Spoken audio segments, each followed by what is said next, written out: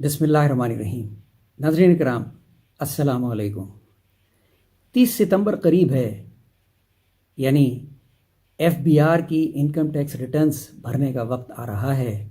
बल्कि ये वक्त बड़ी तेज़ी से गुजर रहा है। मैं आप सबसे गुजारिश करूँगा कि वक्त से बहुत पहले अपनी tax returns for year 2024 file कर दें।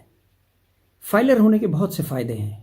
पहली बात तो ये कि हमारी कौमी जिम्मेदारी है, और दूसरी बात ये कि अब तकरीबन हर ट्रांजैक्शन में आपको 50% का डिस्काउंट अवेलेबल होता है। इनकम टैक्स रिटर्न्स फाइल करना हमेशा से पाकिस्तानियों के लिए एक बहुत बड़ी प्रॉब्लम रहा है। हालांकि अब प्रोसीजर बहुत आसान हो गया है। बहुत से लोग अच्छा खासा पैसा खर्च करके वकीलों से ये टैक्स रिटर्न्स भरवाते हैं। मैं ये समझता हूँ ये आपका ज़ाती मामला है और ये सारी इन्फॉर्मेशन बड़ी सेंसिटिव होती है, इसलिए बजाय इसके कि आप किसी वकील से शेयर करें, आप ख़ुद ये काम कर सकते हैं। मैं कोशिश करूँगा कि बहुत ही इम्पॉर्टेंट और बहुत मोटे मोटे तरीके से और आसान तरीके से आपको ये रिटर्न्स सबमिट करना, फाइल करना बता दूँ, ताकि आपके जहन से बहुत बड़ा बोझ उतर जाए। जी हाँ, मैं ये अज्यूम कर रहा हूँ कि आपने रजिस्टर किया हुआ है अपने आप को, लेकिन अगर नहीं किया तो कोई बात नहीं। रजिस्ट्रेशन के वक्त आपको सिर्फ 5 चीज़ों की ज़रूरत है। कंप्यूटर पे अपना लैपटॉप खोलें, एफबीआर की IRIS 2.0 साइट पे जाएं और वो आपसे रजिस्ट्रेशन करने के लिए कहेगा। उस वक्त आपके पास सिर्फ आपका CNSI कार्ड होना चाहिए ताकि आपका नंबर सही लिख सकें आप। फिर आपके पास ईमेल एड्रेस होना चाहिए, फिर आपका रजिस्टर्ड जो कॉन्टैक्ट नंबर है वो होना चाहिए, और आपके घर का एड्रेस होना चाहिए। जो ही आप रजिस्टर करेंगे अपने आप को, रजिस्ट्रेशन नंबर जो कि आपका शनाख्ती कार्ड नंबर है आपके पास ईमेल में आ जाएगा। आप उसके साथ एक पासवर्ड बना लें अपना, और फिर जब भी आप इस साइट पे लॉगिन करेंगे एफबीआर की, आपसे वो सिर्फ आपका रजिस्ट्रेशन नंबर यानी आपका ID कार्ड नंबर और आप पासवर्ड डालेंगे तो आपका पेज खुल जाएगा। पेज खुल जाना कोई बहुत बड़ी बात नहीं है। आपकी होम प्रिपरेशन या ग्राउंड प्रिपरेशन ज़्यादा बड़ी बात है। मसलन जब आप अपनी रिटर्न्स फाइल करने के लिए बैठें तो आपके पास क्या कुछ होना चाहिए, ये बहुत ज़रूरी है। चाहे आप सैलरी रिटर्न फाइल कर रहे हो, चाहे आप नॉर्मल रिटर्न फाइल कर रहे हो, आपके पास जो कुछ होना चाहिए वो ये है। आपकी पूरे साल की आमदनी का रिकॉर्ड आपके पास होना चाहिए, टोटल फिगर आपके पास होनी चाहिए। अगर सैलरी से आमदनी है तो सैलरी और उस पर जितना टैक्स कटा है ये आपके सामने लिखा हुआ होना चाहिए। दीगर आमदनी जितनी भी है, चाहे वो रेंट से आ रही है, चाहे वो किसी और इनकम तरीके से आ रही है, चाहे वो प्रॉफिट्स पे आ रही है, वो सारा डाटा आपके पास आपके सामने होना चाहिए। नंबर 3, आपने जितने टैक्सेस पे किए हैं उसकी डिटेल आपके पास होनी चाहिए कि आपने टोटल कितना पे किया हुआ है ऑलरेडी, बिकॉज उससे आपको रिबेट मिलेगा। आपकी व्हीकल रनिंग मेंटेनेंस, जितना खर्चा आपका गाड़ी पे आ रहा है पूरे साल में उसको चलाने में, वो डाटा आपके पास होना चाहिए। एक फिगर आपके पास होनी चाहिए कि मुझे इस गाड़ी को चलाने में साल भर में लेट से 3,20,000 रुपये का खर्चा आया। आपने ट्रैवलिंग अगर इस साल के दौरान की है तो आपका उसका डाटा होना चाहिए कि आपका कितना खर्चा आया है। फ़र्ज़ करें आप अमेरिका गए हैं तो 10-12 लाख से कम खर्चा नहीं आया होगा, ये आपके पास लिखा हुआ होना चाहिए। इलेक्ट्रिसिटी के बिल्स का टोटल आपके पास होना चाहिए, वाटर पे जो खर्चा हुआ है, गैस के बिल्स का टोटल खर्चा, फ़ोन का टोटल खर्चा आपके पास होना चाहिए। उसके बाद मेडिकल पे जो खर्चा आपका हुआ है, अगर आपका मेडिकल फ्री था उसके बावजूद हो सकता है कुछ दवाएं आपको बाहर से लेनी पड़ी हो, आपके पास टोटल अमाउंट उसका भी होना चाहिए। फिर फंक्शंस गैदरिंग्स आपने जो की हैं उसका खर्चा आपके पास होना चाहिए। ये सब आपके पर्सनल एक्सपेंसेस में वो आपसे पूछेगा, कंप्यूटर आपसे पूछेगा। इसी तरह डोनेशन और ज़कात वगैरह जितनी आपने दी है प्राइवेटली भी और जो गवर्नमेंट ने काटी है उसका डाटा आपके पास होना चाहिए। हाउस होल्ड एक्सपेंसेस हर महीने के हिसाब से उसे 12 से मल्टीप्लाई कर लें, आपका सालाना एक्सपेंस निकल आएगा। और अगर आपके एक्सपेंस में किसी ने कंट्रीब्यूट किया है, बेटे ने, बेटी ने या बीवी ने, तो वो भी आप जिक्र कर दीजिए। आप अपनी रिटर्न्स को जितना शफाफ बनाएंगे, जितना फेयर बनाएंगे, उतना आपके लिए, आपकी फैमिली के लिए और आपके मुस्तकबिल के लिए बेहतर होगा। वो बड़ी फेमस टर्मिनोलॉजी है ना कि मनी ट्रेल क्लियर होनी चाहिए। जी हाँ, तो आइए अब हमने पेज खोल लिया है और सबसे पहले वो आपसे डेफिनेटली सैलरी पूछ रहा है और इसकी डिस्क्रिप्शन में वो कहता है इनकम फ्रॉम सैलरी और इसका कोड है 1000 आपने इसमें टोटल अमाउंट जो सैलरी से कमाई है वो लिखना है। और आगे वो कह रहा है कि क्या इसमें से कोई अमाउंट ऐसा है जो एग्जेम्प्टेड है टैक्स में से, यानी अमाउंट एग्जेम्प्ट फ्रॉम टैक्स। अगर सैलरी में से टैक्स ऑलरेडी कट चुका है तो वो आप बाद में शो करेंगे। यहां पर आप लिख दें 0 कि नहीं भाई एग्जेम्प्टेड नहीं है, इसमें से टैक्स कटना है। कंप्यूटर को पता है कि आप कितना टैक्स सैलरी पे दे चुके हैं।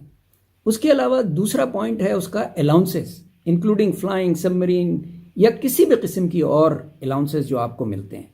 अब अलाउंसेस जनरली तो जो है इनएडमिसिबल होते हैं, तो आप उसे लिख दें कि amount exempted from tax. Her figure लिखने के बाद आप कैलकुलेट का बटन दबाएं तो वो आपको कैलकुलेशन दे देगा कि जो कुछ आपने लिखा है उसके मुताबिक आपका टैक्स कितना बनता है। अब ये 2 चीजें हो गई।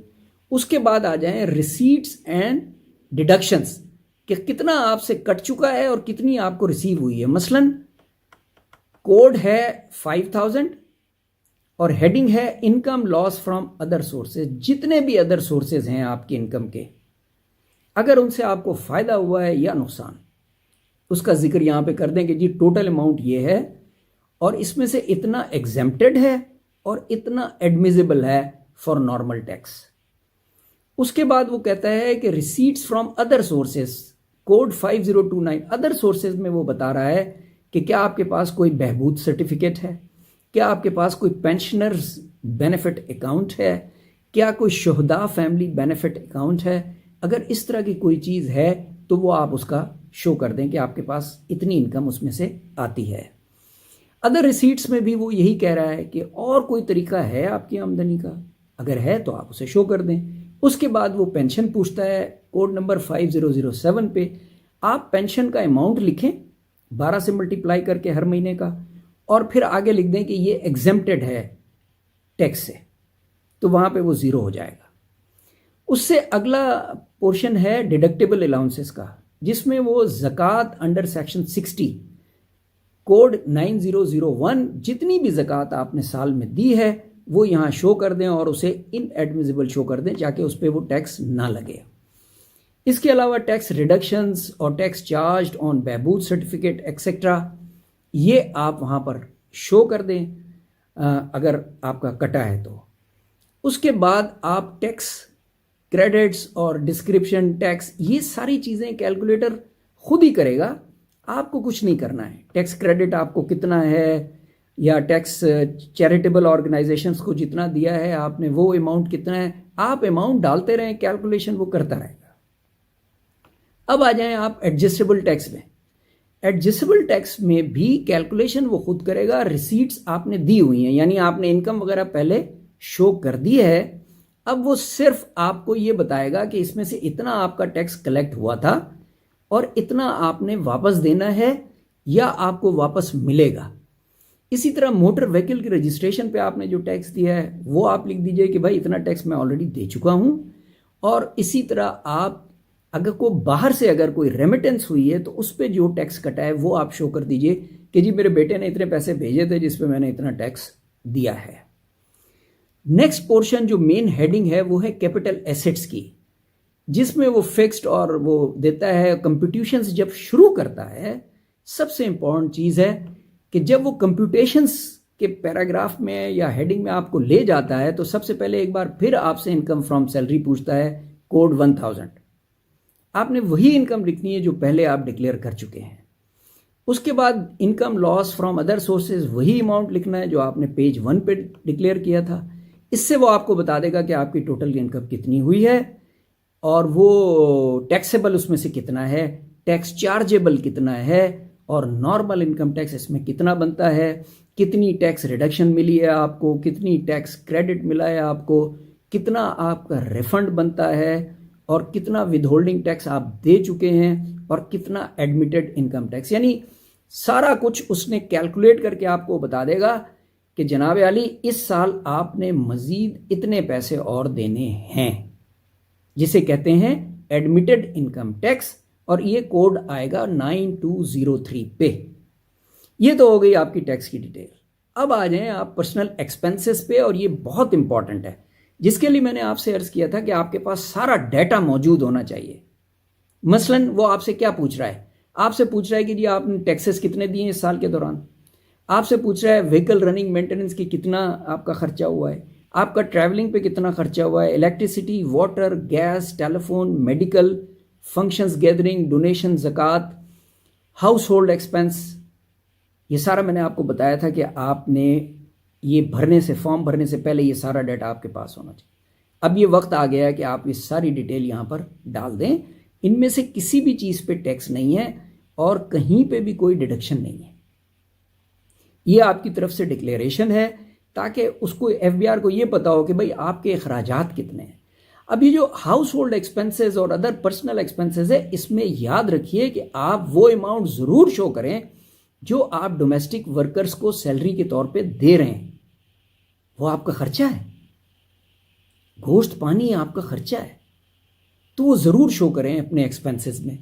और कतई इस चीज़ से परेशान ना हो कि आपने गैदरिंग्स पे कितना खर्च किया है और आपने फंक्शंस पे या आपने ट्रैवलिंग में इतना क्यों खर्च किया। उससे अगला कॉलम इंपॉर्टेंट है पर्सनल एसेट्स और लाइबिलिटीज़ का।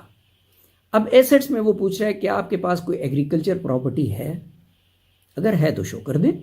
कोई कमर्शियल, रेजिडेंशियल तकरीबन सबके पास ही होती है। अगर घर, आप घर का बाकायदा अमाउंट शो कर दें कि जी इसकी इस वक्त ये वैल्यू है और ये उसका एड्रेस है। इसके अलावा कोई प्लॉट वगैरह है, कमर्शियल, नॉन कमर्शियल, आप वो भी शो कर दें, एड्रेस शो कर दें, अमाउंट शो कर दें। परेशान होने की कोई ज़रूरत नहीं है, कोई आपको गले से आके नहीं पकड़ेगा इसके। लेकिन वो चीज़ आपके पोजेशन में होनी चाहिए। ऐसा ना हो कि आपको गवर्नमेंट से कोई चीज़ अलॉट हुई है, अभी आपको मिली नहीं है, आप उसे शो कर दें, उसकी अभी ज़रूरत नहीं है।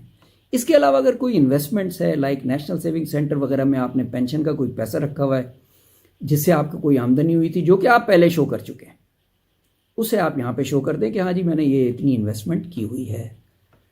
उसके बाद लाइबिलिटीज़ पे आ जाएं। अगर आपने कोई लोन वगैरह लिया हुआ है, कार लोन लिया है, हाउस बिल्डिंग का कोई लोन है, सोलर लोन है, वो आप शो कर दें लाइबिलिटी में, उससे आपको फ़ायदा ही होगा। फिर वो आपसे मोटर व्हीकल की डिटेल पूछ रहा है तो आप बता दें कि जी मेरे पास सुजुकी है या आल्टो है या जो है लैंड क्रूज़र है और उसकी ये कीमत है और इतना मैं उस पर साल पे टैक्स देता हूँ। और उसका नाम नंबर भी लिख दें आप व्हीकल का नंबर। फिर आपसे वो प्रेशस पोजेशंस पूछ रहा है कि आपकी फैमिली में ज्वेलरी वगैरह कितनी है, वो लिख दें। हाउस होल्ड इफेक्ट, फर्नीचर कितने का है, कितना है, कोई फ़र्क नहीं पड़ता, आप इसे डिक्लेयर करें। एनी अदर एसेट में जो कोड है 7013, अगर कोई एसेट है आपका फॉरेन करेंसी में, आप उसको शो कर दें। मुल्क से बाहर कोई एसेट है तो आप शो कर दें, मुल्क के अंदर जो एसेट है आप शो कर दें। उसके अलावा एंड में आके वो आपको बता देगा, जो भी चीज़ें आपने लिखी होंगी ना, एंड में वो आपको जवाब दे देगा कि अच्छा जी आपके जो टोटल एसेट्स इन पाकिस्तान है उसका कोड है 7015, वो आपका शो हो जाएगा। अगर कोई टोटल एसेट्स आपने बाहर डिक्लेयर किए हैं तो उसका कोड है 7019, आपको वो भी शो कर देगा। इसके अलावा अगर कहीं से कोई बारोइंग है आपकी तो वो भी वो आपको शो कर देगा। आपने बता ही दिया है कि आपकी लाइबिलिटीज़ कितनी है तो वो टोटल लाइबिलिटीज़ भी शो कर देगा। अब आ जाएं आप लास्ट पेज पे। यहाँ पे वो आपको एक समरी दे रहा है पर्सनल एसेट्स और लाइबिलिटीज़ के, जिसमें उसने कैलकुलेट किया है कि आपके नेट एसेट्स दिस ईयर कितने हैं, करंट ईयर कितने हैं। और अगली लाइन में वो आपको बता रहा है कि नेट एसेट्स आपके प्रीवियस ईयर कितने थे। और उससे अगला कॉलम है इंक्रीज डिक्रीज का, यानी पिछले साल आपकी लेट से नेट एसेट्स 5 करोड़ रुपए के थे अंदाजन, और इस साल 5 करोड़ 10 लाख के हैं, तो वो आपको इंक्रीज शो कर देगा कि अच्छा जी आपके एसेट्स जो हैं अब 10 लाख रुपए बढ़ गया है। और फिर उसमें इनकम टैक्सेस वगैरह बता देगा कि आपने कितने दिए हैं और कितने लिए हैं। इंपॉर्टेंट चीज़ अब आ रही है, क्या आपने साल भर के दौरान किसी से कोई गिफ्ट्स लिए हैं? बेटे ने, बेटी ने आपको कोई गिफ्ट दिया है या आपने उनको गिफ्ट दिए हैं? ये दोनों कॉलम ऊपर नीचे हैं, इसलिए इनको गौर से देखें और फिर उसी तरह शो करें। सो इनफ्लोज और आउटफ्लोज आपको बता देगा। और फिर इंपॉर्टेंट, एक बहुत ही इंपॉर्टेंट कॉलम आएगा जहां के आके सब फंस जाते हैं, और वो होता है अनरिकंसाइल्ड अमाउंट। यानी आपके इनफ्लो और आउटफ्लो मैच ना करें तो आप फंस जाएंगे। इसको जीरो होना जरूरी है। सो इसलिए जो ही वो आपको गाइडलाइन दे कि आपका अनरिकंसाइल्ड अमाउंट प्लस में है या माइनस में है, तो आप उसको एडजस्ट करें दोबारा ऊपर जाके जो जो आपने डिक्लेरेशंस की हैं। लास्ट कॉलम वो आपसे पूछ रहा है assets transferred, sold, gifted, donated during the year. अगर आपने इस पूरे साल के दौरान बेगम को, बच्चों को कोई भी गिफ्ट्स या कोई एसेट्स ट्रांसफर किए हैं ऑफिशियली ऑन पेपर्स, उसका अमाउंट यहां जरूर शो कर दें। बिल्कुल एंड में फिर वो आपको कह देगा कि अच्छा जी इतनी पेमेंट आप अगर और कर दें तो आपका अकाउंट सेटल हो जाएगा इस साल का।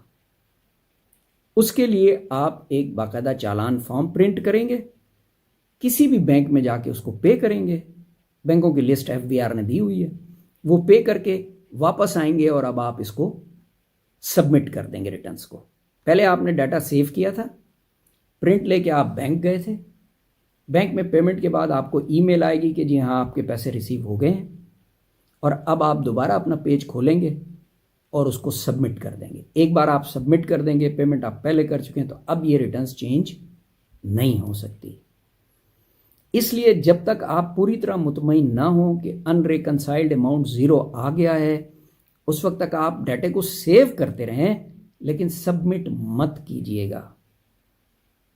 मुझे उम्मीद है कि ये वीडियो आपको हेल्प करेगी। हो सकता है मैंने हर सवाल का जवाब ना दिया हो, लेकिन फिर भी जो ही आप अपना पेज खोलेंगे, आप कोड बाय कोड नीचे जाते रहेंगे, तो आपको मेरी बातें याद आती रहेंगी और आप अपना अमाउंट फीड करते रहेंगे।